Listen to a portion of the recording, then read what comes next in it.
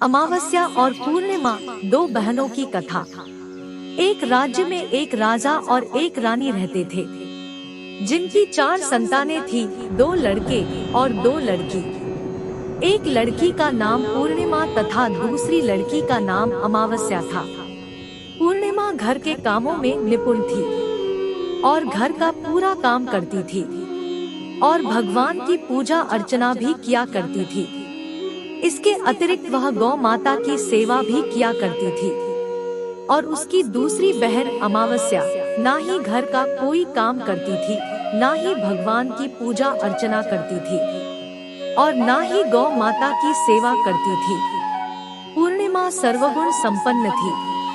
फिर भी राजा और रानी अपने दोनों बेटों तथा पुत्री अमावस्या को ही प्यार किया करते थे और वह पूर्णिमा से प्यार नहीं करते थे, उसके साथ भेदभाव करते थे। राजा के चारों पुत्र और पुत्री धीरे धीरे बड़े हो रहे थे। जब वे बड़े हो गए तो राजा ने अपने दोनों पुत्रों का विवाह योग्य कन्याओं के साथ करा दिया। इसके बाद रानी ने राजा से कहा कि अब दोनों पुत्री विवाह के योग्य हो गई है और इन दोनों का विवाह भी करा दो। लेकिन पुत्री अमावस्या का विवाह किसी बड़े खानदान में कराना और पूर्णिमा का विवाह किसी गरीब परिवार में कराना, क्योंकि पूर्णिमा को केवल भगवान की पूजा पाठ करना ही पसंद है और गाय की सेवा करना पसंद है। अब रानी ने राजा को दोनों पुत्रियों का रिश्ता तय करने के लिए भेज दिया।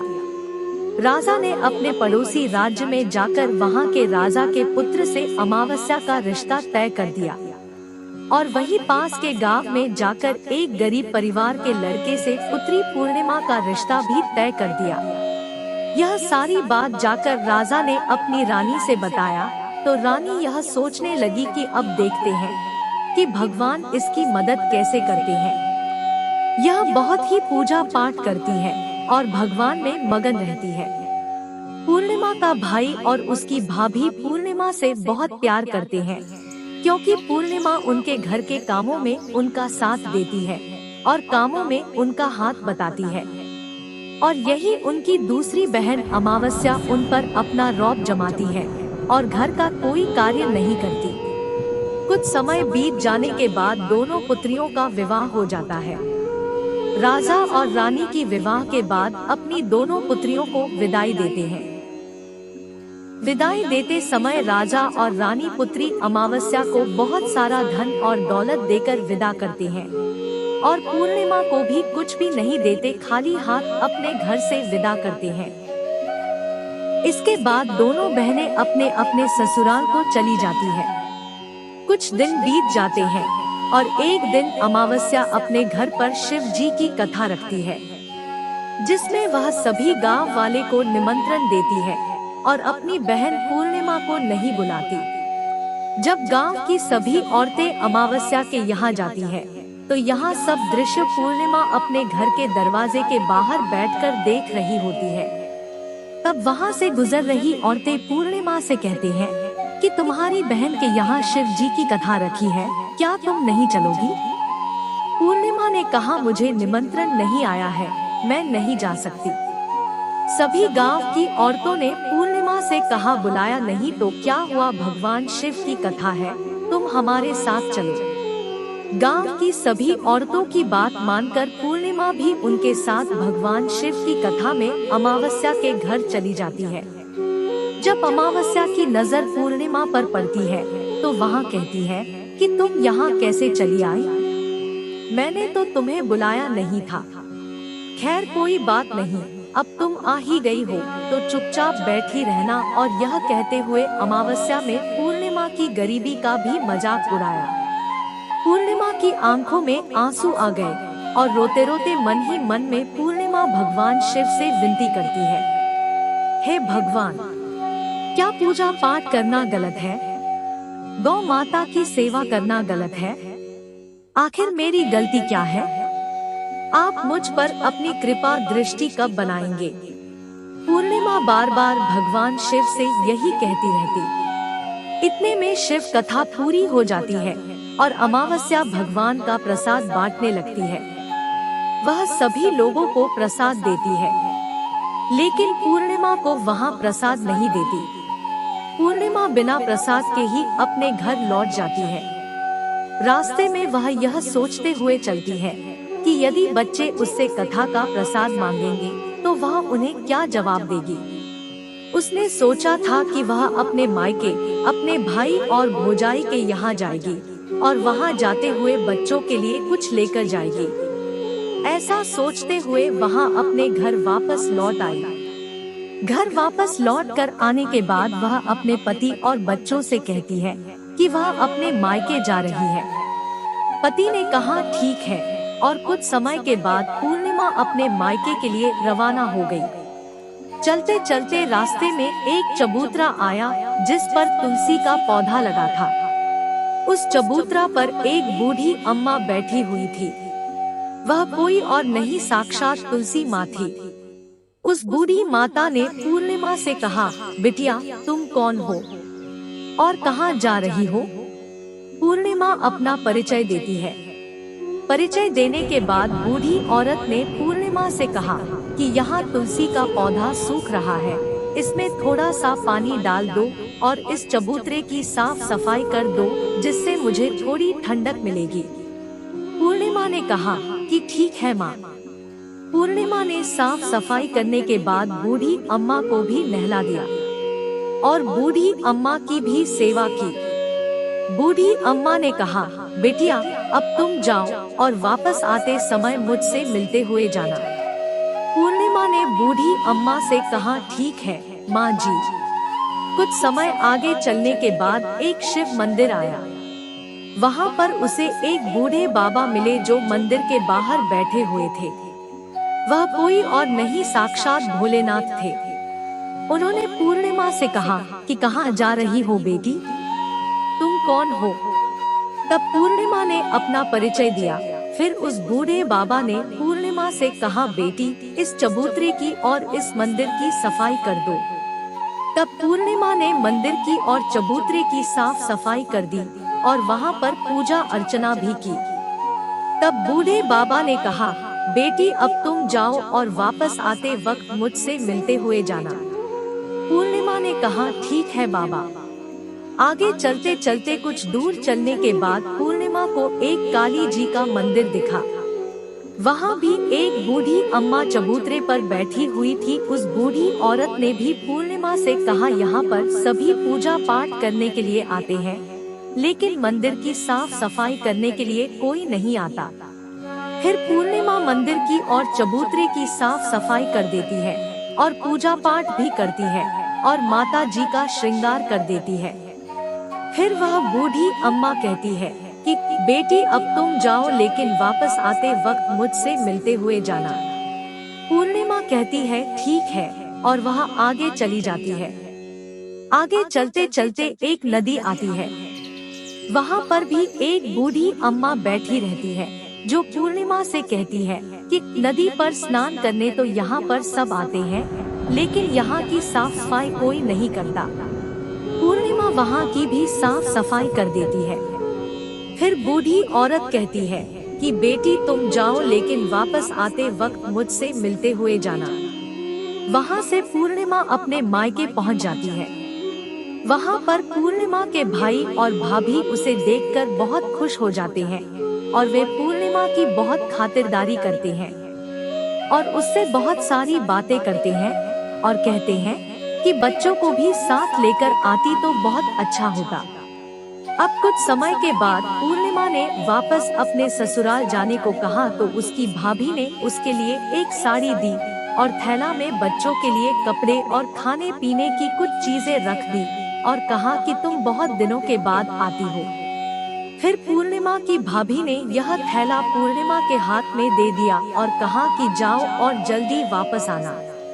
इसके बाद पूर्णिमा वहां से अपने ससुराल के लिए रवाना हो गई और उसी की नदी के किनारे पहुंची। वहां पर उसे वही बूढ़ी अम्मा मिली जो साक्षात गंगा मैया थी। उस बूढ़ी अम्मा ने पूर्णिमा को एक थैला दिया और कहा कि इसे तुम अपने घर जाकर ही खोलना। थैला लेकर पूर्णिमा वहां से रवाना हुई। आगे कुछ दूर चलने पर काली माँ का मंदिर आया। वहाँ पर काली माँ बूढ़ी माँ के रूप में विराजमान थी। उसने कहा, आ गई बेटी पूर्णिमा। पूर्णिमा ने कहा, हाँ माँ जी, मैं आ गई। तो काली माँ ने उसे एक थैला दिया और कहा, तुम यह थैला अपने घर जाकर खोलना। अब पूर्णिमा के पास 3 थैले हो गए थे। तीनों थैली लेकर पूर्णिमा आगे बढ़ी। कुछ दूर जाने पर शिव जी का मंदिर आया, जहाँ बूढ़े बाबा के रूप में शिव जी स्वयं विराजमान थे। बूढ़े बाबा ने भी पूर्णिमा को एक थैला दिया और कहा कि यह थैला तुम घर जाकर ही खोलना। पूर्णिमा ने कहा, ठीक है बाबा। कुछ दूर जाने के बाद उसे तुलसी माँ भी उसे एक थैला देती है और कहती है कि यह थैला तू अपने घर जाकर ही खोलना। पूर्णिमा कहती है, ठीक है माँ जी। पूर्णिमा वहाँ से रवाना हुई अपने और घर पहुँच गई। पूर्णिमा ने सारे थैलों को नीचे रखा और सबसे पहले अपने मायके का थैला खोलकर देखने लगी। उसमें बच्चों के लिए अच्छे अच्छे कपड़े और खाने पीने की चीजें थी और उसने कुछ गहने भी थे। पूर्णिमा ने कपड़े और खाने पीने की चीजें अपने बच्चों को दे दिए। बच्चे यह सब पाकर बहुत खुश थे। अब पूर्णिमा ने दूसरा थैला खोला जो उसे गंगा मैया ने दिया था। उसमें ढेर सारे हीरे जवाहरात, सोना चांदी आदि था। इसके बाद अब पूर्णिमा ने तीसरा थैला खोला जो उसे काली माँ ने दिया था। उसमें बहुत सारा सोना श्रृंगार का सामान भरा हुआ था। इसके बाद पूर्णिमा ने चौथा थैला खोला जो उसे भगवान शिव ने दिया हुआ था। उसमें बहुत सारा धन संपत्ति भरा हुआ था। इसके बाद अब पूर्णिमा ने पांचवा थैला खोला जो उसे तुलसी माँ ने दिया था। उसमें चावल, दाल और 7 प्रकार की खाने की चीजों से भरा हुआ था। अब पूर्णिमा के घर में किसी भी चीज की कमी नहीं थी। उसका घर धन धान्य से भरा हुआ था और परिपूर्ण था। अब पूर्णिमा और उसका परिवार सुख में जीवन व्यतीत करने लगा। अब पूर्णिमा के मन में विचार आया कि क्यों ना शिव जी की कथा कराई जाए और शिव जी की कथा में एक कार्यक्रम रखा। पूर्णिमा ने गांव के सभी लोगों को निमंत्रण दिया और घर घर जाकर सभी लोगों को बुलाया। पूर्णिमा अपनी बहन अमावस्या के घर भी गई और अमावस्या को भी शिव जी की कथा के लिए उसने अपने घर पर बुलाया। जब अमावस्या पूर्णिमा के घर शिव जी की कथा में आई तो उसने देखा कि पूर्णिमा के घर में किसी भी चीज की कोई कमी नहीं है। इतना सारा धन दौलत देखकर अमावस्या आश्चर्यचकित हो गई। उसने पूर्णिमा से कहा कि तुम्हारे घर में इतनी धन और दौलत कहाँ से आई? पूर्णिमा ने कहा, देखो बहन, तुमने शिव जी की कथा में मुझे नहीं बुलाया था, फिर भी मैं चली आई और तुमने मुझे प्रसाद तक नहीं दिया और मेरी गरीबी का मजाक भी उड़ाया। उसके बाद मैं अपने घर आ गई और घर आते हुए मन ही मन में सोच रही थी कि अपने मायके जाऊंगी और मैं अपने मायके चली गई। और जो कुछ घटना इस बीच हुई वह सभी घटना अपनी बहन अमावस्या को बताती है। तो अमावस्या कहती है कि तुम भी मुझे प्रसाद मत दो और मुझे डांट लो, लेकिन पूर्णिमा ने कहा कि यह तो भगवान का प्रसाद है, मैं तो सबको दूंगी और तुम्हें भी दूंगी। फिर भी अमावस्या ने प्रसाद नहीं लिया और वह सीधे अपने घर चली गई। घर जाकर अपने बच्चों से कहकर वहां अपने मायके जाने के लिए तैयार हो गई और मायके के लिए निकल गई। उसे भी रास्ते में चलते चलते तुलसी माँ मिली जो चबूतरे पर बूढ़ी माँ के रूप में बैठी हुई थी। बूढ़ी माँ ने अमावस्या से कहा कि बेटी, कौन हो तुम और कहाँ जा रही है? अमावस्या ने अपना परिचय दिया। बूढ़ी माँ ने कहा, बेटी, यह तुलसी का पौधा सूख रहा है, इसमें थोड़ा सा पानी डाल दो और इस चबूतरे की साफ सफाई कर दो। इस पर अमावस्या ने कहा, बुढ़िया, तुझे दिखाई नहीं दे रहा कि मैंने इतनी महंगी साड़ी पहन रखी है, यह गंदी हो जाएगी। ऐसा कहकर वह वहाँ से आगे चली गई। आगे जाने पर उसे भगवान शिव मिले, जिसे भी उसने ऐसा ही कहा। उसके बाद आगे जाने पर उसे काली माँ मिली, जिससे भी उसने यही सारी बातें कही। आगे जाने पर उसे गंगा माँ मिली, जिसे भी उसने यही सब कहा और अपने मायके चली गई। जब वहाँ उसे उसकी भाभीियों ने तथा भाइयों ने देखा तो मन ही मन में कहने लगे कि काम की ना काज की 2.5 मन अनाज की। अब आ ही गई हो तो ठीक है। पूर्णिमा तो हमारे कामों में हाथ बताती थी, यह कोई काम करेगी तो नहीं। अब उन्होंने खाना बनाया और खा पीकर सभी सो गए। अमावस्या सुबह उठी और अपनी भाभीियों से कहा कि मैं अपने ससुराल जा रही हूँ। उन्होंने कहा कि ठीक है जाओ। अमावस्या बोली, पूर्णिमा को तो तुमने एक थैला दिया था और मुझे कुछ नहीं दोगे क्या? भाई और भाभी ने कहा कि तुम घर जाओ, थैले तुम्हारे घर पहुँच जाएगा। फिर अमावस्या वहाँ से निकल गई और नदी के किनारे पर पहुँची। वहाँ गंगा मैया बूढ़ी औरत का रूप धारण करके बैठी हुई थी। बूढ़ी माँ ने कहा, आ गई बेटी? तो उसने कहा, हाँ मैं आ गई। अमावस्या ने कहा, तुमने पूर्णिमा को एक थैला दिया था और मुझे नहीं दोगी क्या? बूढ़ी अम्मा ने कहा, तुम घर जाओ, थैले तुम्हारे घर पहुँच जाएगा। इसके बाद आगे जाने पर उसे काली मैया मिली, जिसने भी अमावस्या को यही कहा। इसके बाद आगे जाने पर उसे शिव भगवान मिले, जिन्होंने भी अमावस्या से यही कहा। इसके बाद आगे जाने पर उसे तुलसी माँ मिली और उसने भी अमावस्या से यही कहा, तुम घर जाओ, थैले तुम्हारे घर पहुँच जाएगा। अमावस्या अपने घर पहुँच गई है। आंगन में ने देखा तो वहाँ पर 5 थैले पड़े हुए थे। अमावस्या ने मन ही मन सोचा कि अब तो मेरे पास बहुत सारी धन और दौलत आ जाएगी। जल्दी जल्दी उसने सभी थैले को खोला। किसी में मिट्टी थे तो किसी ने पत्थर, किसी में कंकड़ और किसी में कोयला। उसे मायके से भी कुछ नहीं मिला था। इन थैले में कुछ भी नहीं था। अमावस्या दौड़ती हुई पूर्णिमा के घर गई और कहती है कि तुम्हें तो इतना सब कुछ मिला, मुझे तो कुछ नहीं मिला, आखिर क्यों?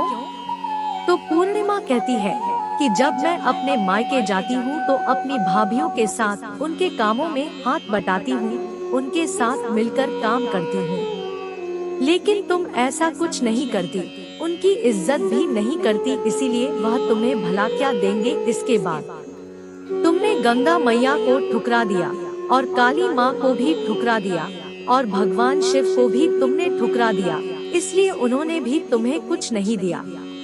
अमावस्या कहती है कि बहन तुम मुझे माफ कर दो, मैंने तुम पर हमेशा अत्याचार किया है। मुझे कुछ नहीं मिला तो कोई बात नहीं, मैं भी भगवान की भक्ति करूंगी और सब कुछ प्राप्त कर लूंगी। मुझे इन सब चीजों का रहस्य बताओ। तो पूर्णिमा ने कहा कि तुम 3 सूत्र का ज्ञान ले लो और उसकी कथा करना। पहले दया मांगना और दूसरा कथा मांगना और तीसरा 108 बार ओम नमः शिवाय का जाप करना। मैंने भी यह 3 सूत्र अपने जीवन में अपनाए थे और सच्चे मन से भगवान की भक्ति पूजा पाठ की थी। फिर भगवान ने मुझे यह सब कुछ दिया और तुम्हारे पास जो कुछ था वह भी सब खत्म हो गया। इसके बाद अमावस्या अपने घर गई और भगवान की पूजा पाठ करने लगी। भगवान शिव से उसने माफी मांगी और गौ माता की सेवा भी की और दूसरों की मदद भी करने लगी।